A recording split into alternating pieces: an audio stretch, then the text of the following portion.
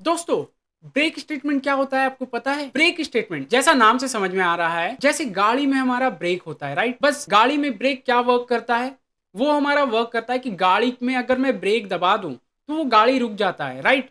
बस उसी तरीके से ब्रेक स्टेटमेंट प्रोग्रामिंग में भी वर्क करता है। अगर प्रोग्रामिंग में मैं ब्रेक लगा दूं तो वो क्या करेगा? प्रोग्राम को रोक देगा, टर्मिनेट कर देगा। अब कैसे करेगा, क्या करेगा, हर एक चीज मैं बताऊंगा डिटेल में विथ प्रेजेंटेशन के साथ।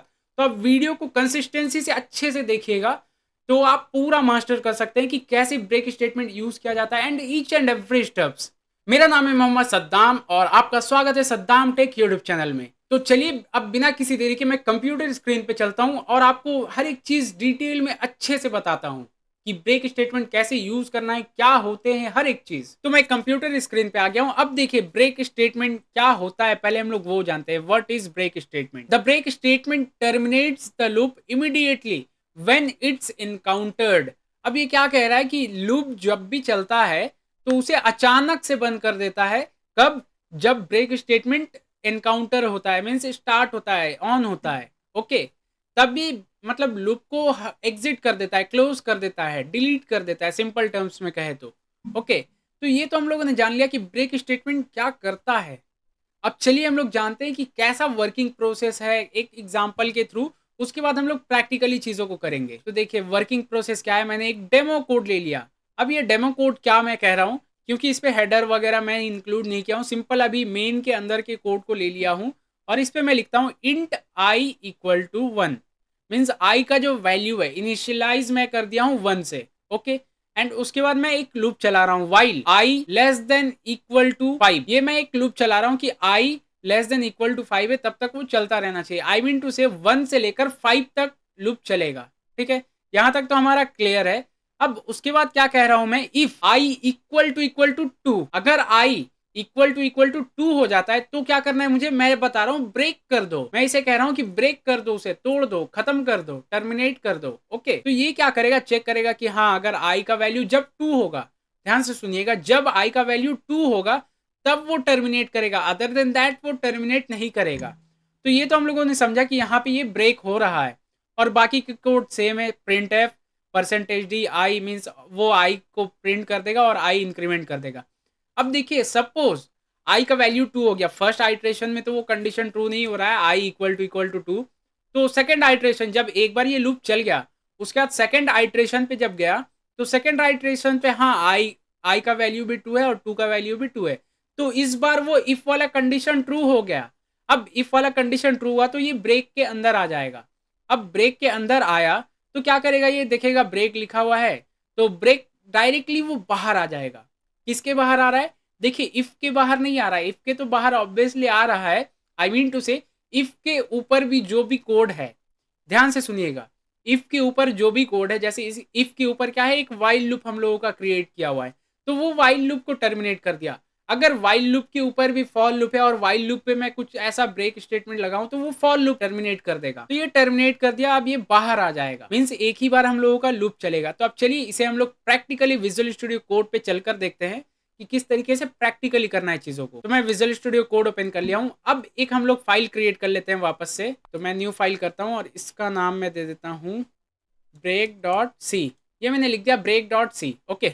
ध्यान से देखिएगा, ज्यादा मैंने कुछ कंफ्यूजन नहीं किया है कि ज्यादा बड़ा कुछ करके सेंस नहीं बनता है ना। तो मैं सिंपल ब्रेक डॉट सी लिख दिया हूँ। अब इस पे मैं क्या करता हूँ, बॉयलर प्लेट इंक्लूड कर लेता हूँ, हैज इंक्लूड stdio.h एंड उसके बाद मैं लिख देता हूँ void main। ये मैंने लिख दिया, जो बेसिक कोड हम लोगों को लिखना ही है, राइट। ये आप याद कर लीजिएगा, मेमोराइज कर लीजिएगा, ठीक है।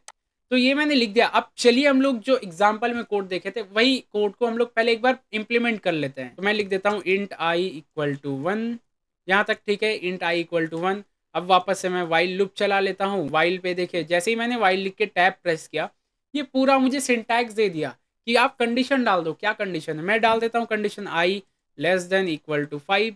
ये मैंने कंडीशन डाल दिया। अब वापस से अगर मैं टैब प्रेस करूं, ध्यान से देखिएगा, मैं टैब प्रेस किया तो ये कोड वाले सेक्शन पे आ गया। ये कह रहा है आपको कोड क्या एग्जीक्यूट करवाना है। तो मैं पहले अभी विदाउट ब्रेक के आपको एग्जीक्यूशन करवा के दिखाता हूँ, उसके बाद मैं ब्रेक ऐड करके बताऊंगा। तो मैं लिख देता हूँ सिंपल प्रिंट एफ और इस पे मैं लिखता हूँ परसेंटेज डी, जो मीन्स बेसिक है।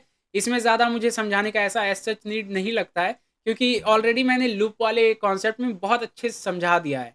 तो आई होप आपको वो भी वीडियो समझ में आया होगा। अगर आपको समझ में आ चुका है वो वीडियो भी, तो आप मुझे कमेंट सेक्शन में बता सकते हैं।